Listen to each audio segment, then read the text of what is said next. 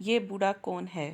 جب حضرت نوح علیہ السلام اپنے امتیوں کو لے کر کشتی میں بیٹھے تو انہیں کشتی میں ایک بوڑھا نظر آیا۔ اسے کوئی پہچانتا بھی نہیں تھا۔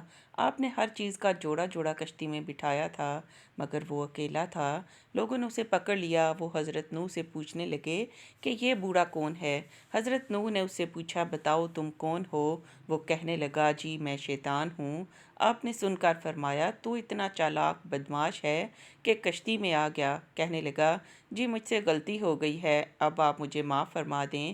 آپ نے فرمایا، تمہیں ہم ایسے ہی نہیں چھوڑیں گے، تو ہمیں اپنا گر بتاتا جا جس سے تو لوگوں کو سب سے زیادہ نقصان پہنچاتا ہے۔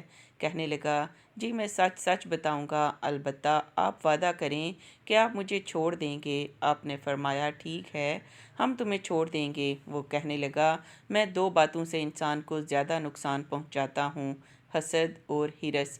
وہ پھر کہنے لگا کہ حسد ایک ایسی چیز ہے کہ میں خود اس کی وجہ سے برباد ہوا، اور ہرس وہ چیز ہے جس کی وجہ سے آدم کو جنت سے زمین پر اتار دیا گیا۔ اس لیے میں انہی دو چیزوں کی وجہ سے انسانوں کو سب سے زیادہ نقصان پہنچاتا ہوں۔ واقعتاً یہ دونوں ایسی خطرناک بیماریاں ہیں جو تمام بیماریوں کی بنیاد بنتی ہیں۔ آج کے سب لڑائی جھگڑے یا تو حسد کی وجہ سے ہیں یا ہرس کی وجہ سے۔